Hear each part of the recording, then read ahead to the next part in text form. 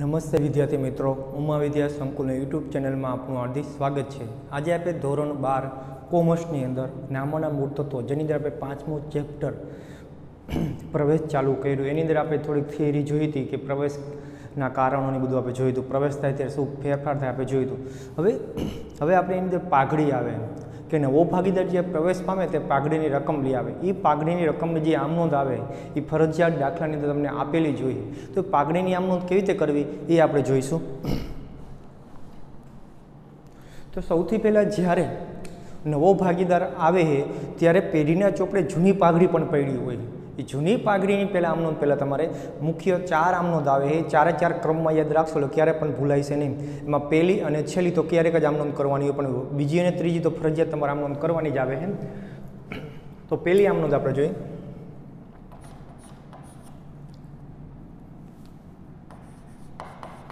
ભાગીદારના પ્રવેશ સમયે પેઢીના ચોપડે એકત્રિત થયેલ પાઘડીની આમનોંધ। હવે જ્યારે ભાગીદારનો પ્રવેશ થાય ત્યારે પેઢીના ચોપડે જે એકત્રિત કરેલી પેઢી હોય એટલે તમને પાકું સરવૈયું આપેલું છે, એ પાકા સરવૈયાની અંદર જે પાઘડી પેઢી હોય એની આમનોંધ શું થાય? તો એ જૂના ભાગીદારો તમારા રહે બધા વેચી લઈએ। જોઈને જૂના ભાગીદારો લઈ જશે એટલે શું આવે? લેનાર ખાતે ઉધાર આવે। તો જે તે ભાગીદારના મૂડી કે ચાલુ ખાતે ઉધાર, કાને એ પાઘડી પડી જૂના ભાગીદાર લઈ જાય એટલે લેનાર ખાતે ઉધાર। તો લેનાર કોણ હોય? ભાગીદાર, જૂના ભાગીદારો જોઈએ। તો જે તે ભાગીદારના મૂડી હોય તો મૂડી ખાતે લખવાનું, ચાલુ ખાતું બનાવે તો ચાલુ ખાતે એન્ટ્રી જાય કે જે તે ભાગીદારના મૂડી કે ચાલુ ખાતે જમા શું વેચ્યું છે? તો પાઘડી, એ પાઘડી ખાતે જમા। અને આ કયા પ્રમાણમાં વેચવાની? તો જૂના પ્રમાણમાં।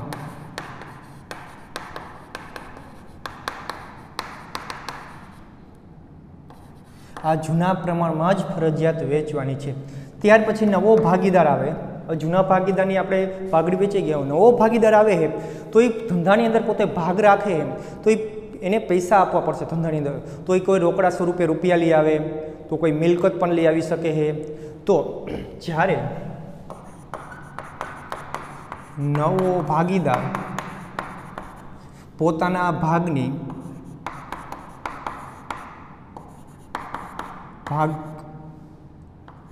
રોકડ કે મિલકત લાવે તેમજ પાઘડીનું પ્રીમિયમ લઈ આવે ત્યારે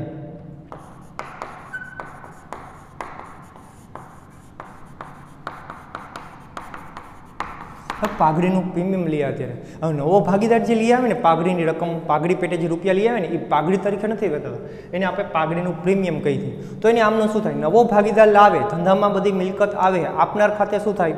આપનાર ખાતે જમા થશે। ધંધામાં શું આવે? રોકડ આવે તો ઉધાર, મિલકત આવે તો ઉધાર। તો રોકડ આવે છે તો રોકડ ખાતે ઉધાર। જો બધી આમનોંધ તમારે નિયમ પ્રમાણે જ થાય એટલા માટે મિલકત આવે તો જે તે મિલકત ખાતે ઉધાર, જે તે મિલકત ખાતે ઉધાર। હવે કોણ લે? એવું બધું આપ્યું કોને? તો કે નવા ભાગીદાર। તો નવા ભાગીદારના મૂડી ખાતે જમા।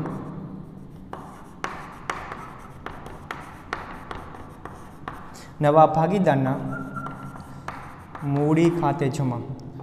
બીજું શું લઈએ ધંધામાં? બીજું આપણે ઉપજ છે નહીં થઈ તો આપણે પાઘડીનું પ્રીમિયમ પણ આવ્યું, એ ઉપજ કહેવાય ધંધાની। એ નવા ભાગીદારના મૂડી ખાતે જમા ન થાય તે પાઘડીના પ્રીમિયમ ખાતે, તે પાઘડીના પ્રીમિયમ ખાતે જમા। રોકડા રૂપિયા મૂડી તરીકે લઈ આવે, કોઈ મિલકત મૂડી તરીકે લઈ આવે, એ બધું ભાગીદારના મૂડી ખાતે જાય કે પાઘડીનું પ્રીમિયમ રોકડ સ્વરૂપે લઈ આવ્યો એ પાઘડીના પ્રીમિયમ ખાતે જમા થાય, નવા ભાગીદારના મૂડી ખાતે જાય નહીં। હવે ત્યાર પછી આપણે જોવા જઈએ હવે જે પાઘડીનું પ્રીમિયમ જમા થયું હોય એ જૂના ભાગીદારો બધા વેચી લેશે. કયા પ્રમાણમાં? તો ત્યાગના પ્રમાણમાં. તો ત્યાગનું પ્રમાણ તમને ન આપ્યું હોય તો તમારે ત્યાગનું પ્રમાણ ગોતવું પડશે, અથવા ત્યાગનું પ્રમાણ નથી આપ્યું, નફા નુકસાનનું નવું પ્રમાણ નથી આપ્યું, તો જૂનું પ્રમાણ રહ્યું એ જ તમારું ત્યાગનું પ્રમાણ બની જાય. આગલો જ્યારે આપણે નેક્સ્ટ ટાઈમ આપણે જોયું હતું તો હવે આ પાઘડીનું પ્રીમિયમ રહ્યું જૂના ભાગીદારો બધા વેચી લેશે.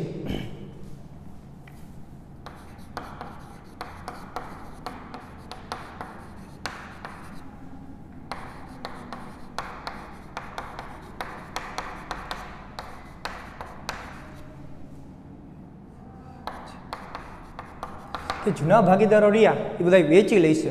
હવે ખાસ એ રાખવાનું, જો કોઈ ભાગીદારને લાભ થતો હોય તો એના મૂડી ખાતે ઉધાર થાય, જો ત્યાગ થાય તો એના મૂડી ખાતે જમા થાય. એટલે અહીં લખવું, આખું લખવું. હવે તમે પાઘડીનું પ્રીમિયમ શું કર્યું? જમા કર્યું. તો હવે પાઘડીનું પ્રીમિયમ ઉધાર થઈ જાય વેચે એટલે.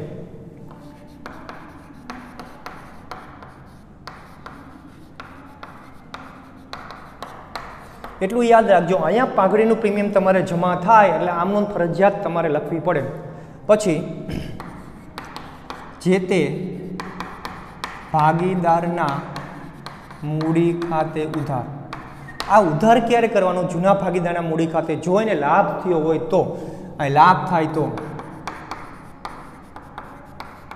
કોઈ ભાગીદારને લાભ થયો હોય તો જ એના ખાતે ઉધાર કરવા, નકર ઉધાર કરવાની કંઈ જરૂર નથી. હવે પાઘડીનું પ્રીમિયમ દાખલા તરીકે આને નવો ભાગીદાર આવે ને લઈ આવવાનું 50,000 અને અહીંયા રોકડા લઈ આવ્યો છે 40,000, તો 10,000 એના ખૂટે છે. પાઘડીના પ્રીમિયમમાં કેટલા ખૂટે છે? 10,000 ખૂટે. તો 10,000 જે ખૂટે છે એના મૂડી ખાતેથી લેવા પડે. એની આપણે અલગ આમનોંધ કરશું. તો પેલા પાઘડીના પ્રીમિયમ ખાતે ઉધાર, જે તે ભાગીદારના મૂડી ખાતે, એટલે કે લાભ થાય તો તે જે તે ભાગીદારના મૂડી ખાતે જમા. આ કયા? ત્યાગના પ્રમાણમાં. આ જેટલા હોય, 2 હોય, 3 હોય, 4 ભાગીદાર, જેટલા ભાગીદારોને ત્યાગના પ્રમાણમાં વેચવાનું, ત્યાગનું પ્રમાણ તમે દાખલાની રકમમાં આપ્યું હોય કે ન આપ્યું તમારે ગોતવું પડશે ફરજિયાત. રેડી? હવે તમારે એવું થયું હોય કે ભાગીદાર જે લાવવાનો તો પ્રીમિયમ એ પૂરેપૂરું નથી આવ્યું, અડધું લઈ આવ્યો. તો જ્યારે પાઘડીનું પ્રીમિયમ પૂરું ન લઈ આવે તો એ તમારે એના મૂડી ખાતેથી લઈ લેવું પડે. જ્યારે એટલે કે નવો ભાગીદાર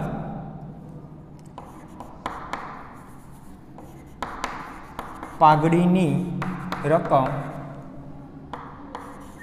પૂરી ન લાવે ત્યારે. હવે દાખલા તરીકે લઈ આવવાના મેં કીધું હમણાં કે 50,000 લાવવાના હતા, નવા ભાગીદારને લઈ આવ્યો 40,000, 10,000 જે ખૂટે ફરજિયાત એને પૂરેપૂરા આપવા પડે. નથી લાવતો તો એના મૂડી ખાતે તમારે લઈ લેવા પડે. તો કે કેના ખાતે આપણે લેવાના છે? તો કે નવા ભાગીદાર મૂડી ખાતેથી. તો નવા ભાગીદારના મૂડી ખાતે ઉધાર. જેટલા ખૂટે એટલા જ લેવાના, વધારે લેવાના નથી. 50,000 દાખલા તરીકે હોય, અહીં 40,000 આપણે જમા કર્યા તો કેટલા ખૂટે? 10,000 ખૂટે તો 10,000 એ લખવાના. તે સેમ ટુ સેમ જે તે ભાગીદારના મૂડી કે ચાલુ ખાતે જમા. કયા પ્રમાણમાં? તો કે ત્યાગના પ્રમાણમાં. અહીં ચાલુ ખાતે ત્યાગના. એક યાદ રાખજો, પાઘડી રહી એ જે મળે છે જૂના ભાગીદારને ત્યાગના પ્રમાણમાં જ મેળવશે. બીજે ક્યાંય ત્યાગનું પ્રમાણ તમે ઉપયોગ કરવા નથી.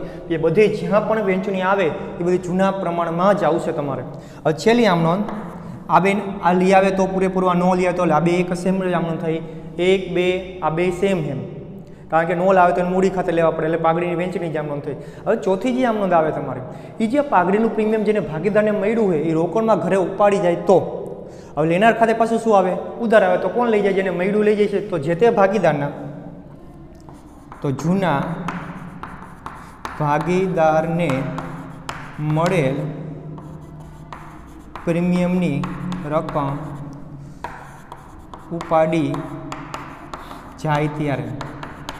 રોકડમાં જ ઉપાડી જાય છે. તમને સૂચના આપે કે ન આપે. તો લેનાર ખાતે ઉધાર, એટલે જે તે ભાગીદારના મૂડી કે ચાલુ ખાતે ઉધાર તે રોકડ ખાતે, રોકડ જાય રોકડ ખાતે જમા. જેટલું અહીં તમે જેમ કે 50% તો અહીં લખ્યા એના 50% રકમ અહીં લખવાની તમારે. એટલે આ 4 નોંધ તમારે મુખ્ય પાકી કરવાની છે. જૂની પાઘડી વેચવાની. આ તમે યાર નો લખો તો ચાલે, ડાયરેક્ટ એન્ટ્રી કરી શકાય છે કે આને ભાગીદારના મૂડી ખાતાની ઉધાર બાજુ અને ભાગીદારના મૂડી ખાતાની ઉધાર બાજુ એક જ એન્ટ્રી થાય. પાઘડી ખાતું બનાવતા આપણે નથી. અહીં રોકડ ખાતાની ઉધાર બાજુ, અહીં જે તે મિલકત ખાતે ઉધાર, એટલે પાકા શ્રેણીમાં મિલકત લેણા બાજુ, નવા ભાગીદારના મૂડી ખાતાની જમા બાજુ, પાઘડી પ્રીમિયમ ખાતું બનાવતા નથી. ભાગીદારના મૂડી ખાતાની ઉધાર બાજુ, ભાગીદારના મૂડી ખાતાની જમા બાજુ લખાય છે એન્ટ્રી. નવા ભાગીદાર આવ્યો તો મૂડી ખાતા ઉધાર બાજુ, આ પાછા ભાગીદારના જમા બાજુ, આ ભાગીદારના મૂડી ખાતાની ઉધાર બાજુ અને રોકડ ખાતે જમા બાજુ. આ રીતે તમારે એન્ટ્રી બધી કરવાની છે અને આ આમનોંધ બધી તમારે ખાસ પાકી કરવી જ પડશે. નિયમ પ્રમાણે યાદ રાખશો એટલે તમારે એકે પાકી ન કરો તો ચાલ, તો પણ યાદ તમારે જઈ જશે. એટલે આ ખાસ તમે હવે લખી લેજો. પછી હવે આના ઉપર આપણે પેલા નાના દાખલા જોઈએ, પછી આપણે 8 માર્કના જે મોટા દાખલા પૂછાય એની અંદર જે પાઘડીની આમનોંધ આવે હારી આપણે ત્યારે પણ કરવી જ પડશે. તો પહેલાં પાઘડીની આમનોંધ રકમની ગણતરી કેવી રીતે થાય એટલે નાના દાખલા પહેલાં આપણે જોઈ લઈએ બધાય.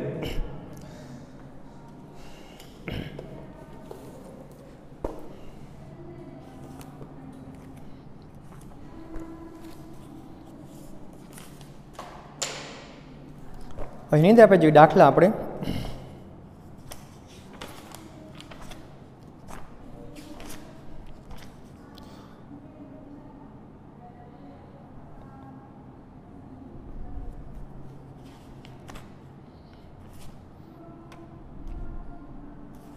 હવે તો પેજ નંબર તમને 205 ઉપર અહીંયા તમને એવી આમનોંધો બધી આપી છે. ખાલી સ્પેશિયલ પાઘડીની આમનોંધ આપી એ આપણે જોઈએ. હવે આ એકવાર લખી લીજો અને આ રીતે તમારે પાકી પણ બધી કરવાની છે.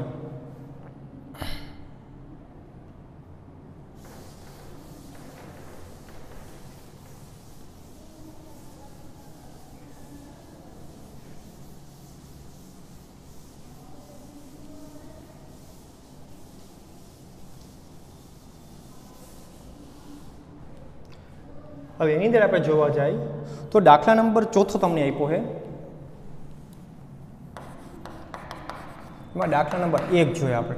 એમાં તમને બધી આમનોંધ કેટલી રીતે શીખવા, કેટલી રીતે આવે બધી રીતે તમને આમ આપેલી આપણે જોઈ.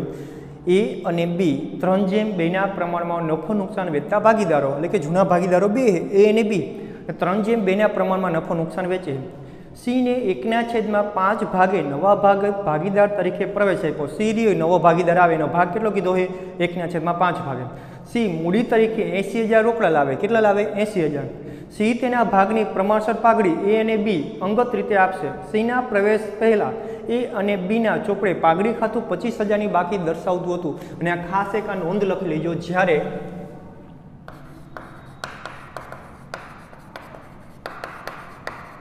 જ્યારે નવો ભાગીદાર પાઘડીનું પ્રીમિયમ અંગત કે છુપી રીતે આપે ત્યારે નોંધ ન થાય. અહીં તમને કીધું કે નવો ભાગીદાર સી આવે છે એ સીને ભાગના પ્રમાણસર પાઘડી જેટલી સી નવો આવ્યો તેને પાઘડીનું પ્રીમિયમ લઈ આવવું પડશે. એને એ અને બી અંગત રીતે આપે. કઈ રીતે આપે? અંગત રીતે આપે. જ્યારે અંગત રીતે આપે ત્યારે પાઘડીની આમનોંધ કરવાની નહીં. તો શેની આવશે? પહેલી આમનોંધ આપણે આપી, જૂની પાઘડી આપી. જો સીના પ્રવેશ પહેલા પ્રવેશ થયો તો એ પહેલા એ અને બીના ચોપડે પાઘડી ખાતું 25,000ની બાકી દર્શાવતું. કેટલાની બાકી દર્શાવે? તો કે 25,000ની. તો આ જૂની પાઘડી થઈ. પહેલાં આપણે જૂની પાઘડી વેચવાની આમનોંધ. તો જૂની પાઘડી વેચવાની આમનોંધ શું થાય? એટલે આપણે જ્યારે કીધું હતું કે જે જૂની પાઘડી રહી એ જૂના ભાગીદાર લઈ જાય. લેનાર ખાતે ઉધાર. ભાગીદાર કેટલા છે? 2. તો એના મૂડી ખાતે ઉધાર, બીના મૂડી ખાતે ઉધાર. તે શું લઈ જાય? તે પાઘડી. તે પાઘડી ખાતે ને ધંધામાંથી પાઘડી જાય તો જમા. પાઘડી મિલકત, મિલકત જાય તો જમા. હવે કેટલી પાઘડી આપણને આપી? તો કે 25,000. આ રીતે વ્યવસ્થિત તમે ઉધાર જમા વ્યવસ્થિત લખો તો દોરવાની કાંઈ જરૂર નથી તમારે. હવે કયા પ્રમાણમાં એ કીધું હતું? જૂના પ્રમાણમાં વેચવાનું. તો જૂનું પ્રમાણ આપણું 3/2નું છે. તો 3/2નું છે તો 25,000 ને 3/2ના પ્રમાણમાં વેચો એટલે 15,000 અને 10,000 આવે. 15,000 ને 10,000. બીજી આમનોંધ અમે લખાવી હતી શેની હતી? નવો ભાગીદાર કોઈ રોકડ લઈ આવે કે મિલકત લઈ આવે કે પાઘડીનું પ્રીમિયમ લઈ આવે એની આમનોંધ કરવા. પાઘડીનું પ્રીમિયમ તો લઈ આવે પણ કઈ રીતે લઈ આવે તમને કીધું છે. અંગત રીતે વેચી લે. અંગત રીતે વેચે ત્યારે આમનોંધ કરવાની નહીં. તો પાઘડી તરીકે રોકડા રૂપિયા લઈ આવે તેની તો આમનોંધ થશે. તો ધંધામાં શું આવે? રોકડ આવે. રોકડ ખાતે ઉધાર તે મિલકત લઈ આવતો નથી. તે કોણ લઈ આવ્યું? નવો ભાગીદાર કોણ લઈ આવે? સી. તે સીના મૂડી ખાતે જમા. કેટલા લઈ આવે છે? તો કે 80,000. રેડી? હવે પાઘડીનું પ્રીમિયમ લાવતો નથી તો જમા ન થાય તો પાઘડી પ્રીમિયમ ઉધાર પણ થાય નહીં. એટલે જે આમાં આવતું પાઘડી પ્રીમિયમ જમા પણ નહીં કરવાનું. ત્રીજી આમનો લખવાનું. ચોથી હવે મળતું જ નથી તો ઉપાડી પણ જવાનો પ્રશ્ન આવતો નથી. ત્યાર પછીની આપણે જોઈએ દાખલો બીજો. એ અને બી એક પેઢીના ભાગીદારો છે. સીને 1/4 ભાગે પેઢીમાં દાખલ કર્યો. સી મૂડી પેટે 80,000 ને તેના ભાગની પ્રમાણસર પાઘડી રોકડમાં લાવશે. આ પ્રમાણસર લાવશે, કેટલી લાવશે આપણે કીધું નથી તો આપણે ગોતશું. હવે પેઢીની પાઘડીનું મૂલ્યાંકન 1 લાખથી કરવામાં આવ્યું. પેઢીનું પાઘડીનું મૂલ્યાંકન કેટલું કરવામાં આવ્યું? 1 લાખ કરવામાં આવ્યું એટલે નવી પાઘડી થઈ ગઈ. નવી પાઘડી 1 લાખ છે તો સીના ભાગમાં કેટલી આવે તેનો ભાગ આપણને આપ્યો છે. તો એ પહેલાં આપણે ગણતરી કરવી પડશે. સીના ભાગમાં આવતી પાઘડી, તો આપણે કુલ પાઘડી આપણને કેટલી આપી? તો કે 1 લાખ ગુણ્યા સીનો ભાગ કેટલો, એનો ભાગ હોય એના ગુણાકાર કરવાનો 1/4. તો કુલ તમે જોવા જાઓ અહીંયા ભાગાકાર કરો એટલે 25,000 એના ભાગમાં પાઘડી આવશે. અને કીધું છે કે એના ભાગમાં આવતી પ્રમાણસર પાઘડી રોકડમાં લાવશે, રોકડા રૂપિયા લઈ આવશે. તો પહેલી આમનો આપણે જોવા જાય જૂની પાઘડી વેચવાની. તો જૂની પાઘડી તમને કીધું જ નથી કે ચોપડી પેઢીના ચોપડે જે પાઘડી દર્શાવતી કંઈ સૂચના આપેલી જ નથી, એટલે જૂની પાઘડી આપેલી નથી. તો બીજી આમનો છે નહીં આવે છે તો નવો ભાગીદાર જે રોકડા લઈ આવે, પાઘડીનું પ્રીમિયમ લઈ આવે એની આમનો. તો એની આમનો છે તો રોકડા લઈ આવે. રોકડ આવે તો ઉધાર, રોકડ ખાતે ઉધાર. તે કોણ લઈ આવે? તો કે સી મૂડી તરીકે લઈ આવે. તે સીના મૂડી ખાતે. પછી પાઘડીનું પ્રીમિયમ લઈ આવે કીધું હોય, પાઘડીનું પ્રીમિયમ પણ રોકડમાં લાવે. રોકડ ખાતે ઉધાર બે ભેગી જ કરવાની. તે પાઘડીના પ્રીમિયમ ખાતે. હવે સી મૂડી તરીકે કેટલી આવે તમને કીધું છે? સી મૂડી પેટે 80,000 લઈ આવે તો 80,000. પછી આગળ તમને કીધું છે પાઘડીના પ્રીમિયમ તરીકે પ્રમાણસર લાવશે, રોકડમાં એને ભાગે આવતી લાવશે. તો સીના ભાગે કેટલી આવ્યા? તો કે 25,000. હવે કુલ ટોટલ મારો તો કેટલા આવશે? 1,05,000. આ 1,05,000 એને કુલ રોકડ ધંધામાં લઈ આવશે. એમાં 80,000 મૂડી હશે અને 25,000 એની પાઘડી હશે. હવે પાઘડીનું પ્રીમિયમ તમે જમા કર્યું એટલે ઉધાર કરવું ફરજિયાત છે, વેચવું ફરજિયાત છે. પાઘડીના પ્રીમિયમ ખાતે ઉધાર કે જેટલા જમા કરો એટલા જ ઉધાર કરવાના. હવે તમને અહીંયા કઈ સૂચના આપી જ નથી. જૂનું પ્રમાણ ન આપે તો જૂનું પ્રમાણ શું થાય? 1:1. બે ભાગીદાર હોય 1:1. હવે નવો ભાગીદાર લઈ આવી આપણને ખબર છે પણ નવું પ્રમાણ પણ નથી આપેલું, ત્યાગનું પ્રમાણ નથી આપ્યું. તો જૂનું પ્રમાણ રહ્યું એ જ તમારું શું બની જાય? ત્યાગનું પ્રમાણ બની જાય.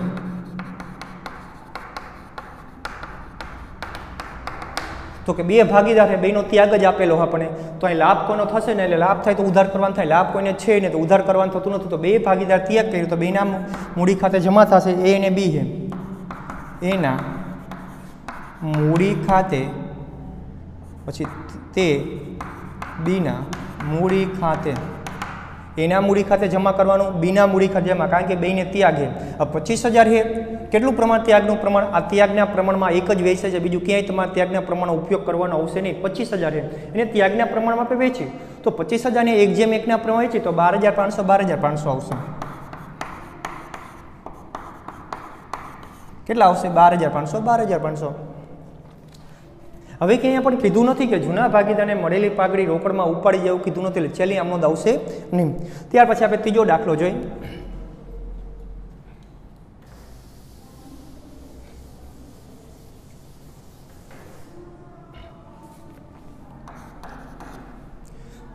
તો એ અને બી 2:3 પ્રમાણમાં નફો નુકસાન વેચતા ભાગીદારો છે.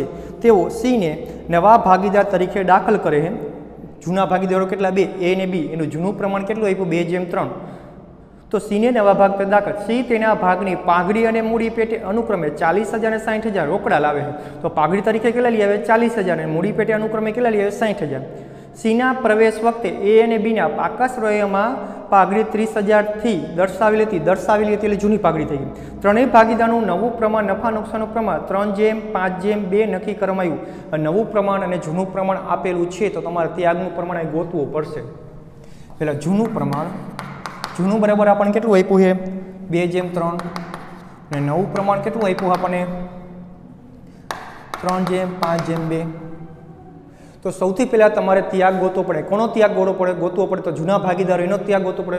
તો ત્યાગ બરાબર આપણું સૂત્ર શું છે તો આપણે શીખી ગયા છે. જૂનો ભાગ માઇનસ નવો ભાગ. જૂનો ભાગ માઇનસ નવો ભાગ કોનો ગોતવો પડશે? તો આપણી પાસે બે ભાગીદાર છે, એનો ત્યાગ બરાબર. જૂનો ભાગ એનો કેટલો આપ્યો છે? તો અહીંયા આપણે ટોટલ મારી દે 5 અને અહીંયા 10. તો કે 2/5 માઇનસ 3/10. હવે અહીંયા આપણે લસા લેવો પડશે. લસા આવશે 10નો, 5 દુ 10. એટલે અહીંયા આપણે એને 2 વડે ગુણી શકીએ. 5 દુ 10. જેટલા વડે નીચે ગુણી એટલા વડે ઉપર ગુણા. 2 દુ 4. અહીંયા કંઈ ગુણવાની જરૂર નથી. 10 ના 10 છે તો 3 ના 3 એમ નામ.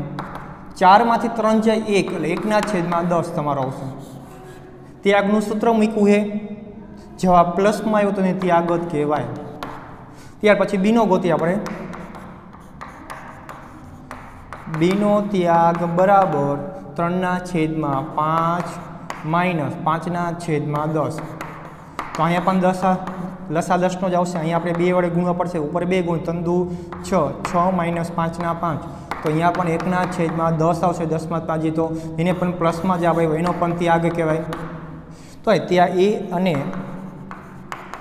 બીનું ત્યાગનું પ્રમાણ બરાબર 1:1 થાય. 2/10 ઉડી ગયા એટલે 1:1 ત્યાગનું પ્રમાણ આવ્યું એનું. તો ત્યાગનું પ્રમાણ મળી ગયું. તો આપણે હવે આમનું બધી લખીએ આપણે.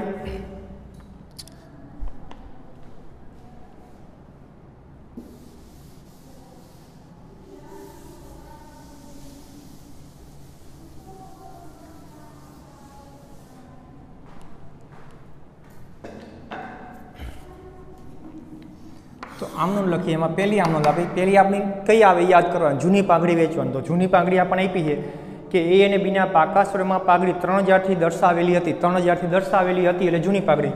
તો અહીંયા આમનો દઈને તમારે શું આવે? જૂના ભાગીદાર લઈ જાય તો લેનાર ખાતે બધા ઉધાર. એના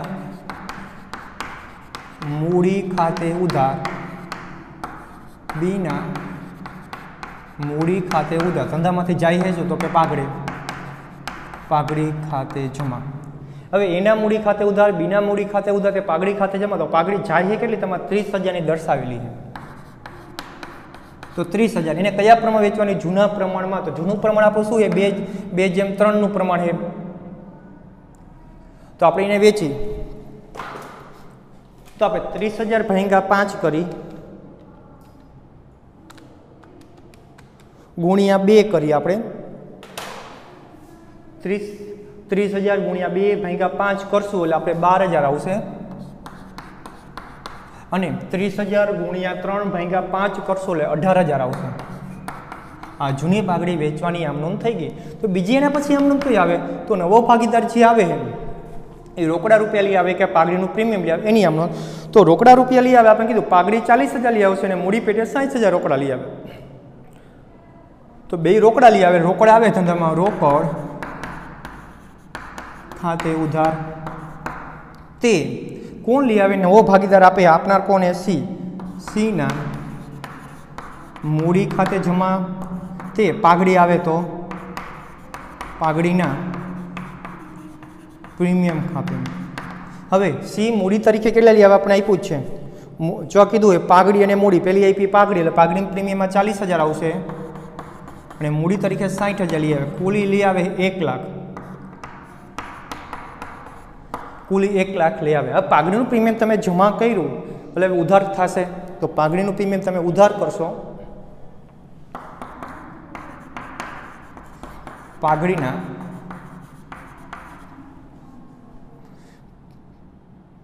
પ્રીમિયમ ખાતે ઉધાર. તે બે ભાગીદાર જૂના હતા. બેનો ત્યાગ જ આવ્યો. ત્યાગ થાય એટલે બે ખાતે જેમ આ લાભ પણ કોઈનો નથી. તે એના મૂડી ખાતે તે બીના મૂડી ખાતે. હવે પાઘડીનું પ્રીમિયમ તમે જમા કેટલું કર્યું 40,000 તો ઉધાર પણ 40,000 થાય. હવે 40,000 ઉધાર કરી નાખ્યું. હવે જમા જોઈએ આપણે કયા પ્રમાણમાં ત્યાગના પ્રમાણમાં ત્યાગ થાય એને જ જમા કરીએ એટલે ત્યાગના પ્રમાણમાં 1:1 ત્યાગ છે તો બેને હવે 40,000 ને વેચી તો 20,000 ને 20,000 રેડી 20,000 આવશે. હવે આટલી આપણે 3 જે આપણે આમ નોંધ જોવી છે 3 દાખલા જોવાના તમે જે આમ નોંધ પાકી કરી લો વ્યવસ્થિત સમજે છે કે ત્યાગનું પ્રમાણ ખાસ તમને આવડવું જોઈએ. હવે આવા દાખલા આપણે ઉદાહરણમાં આપેલા નાના નાના દાખલા આપણે જોઈ.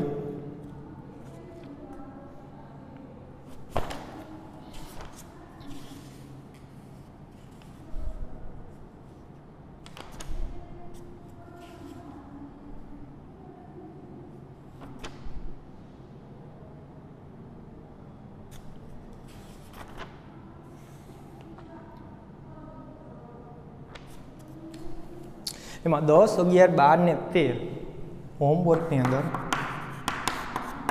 ઉદાહરણ નંબર 10, 11, 12 હજી 10, 11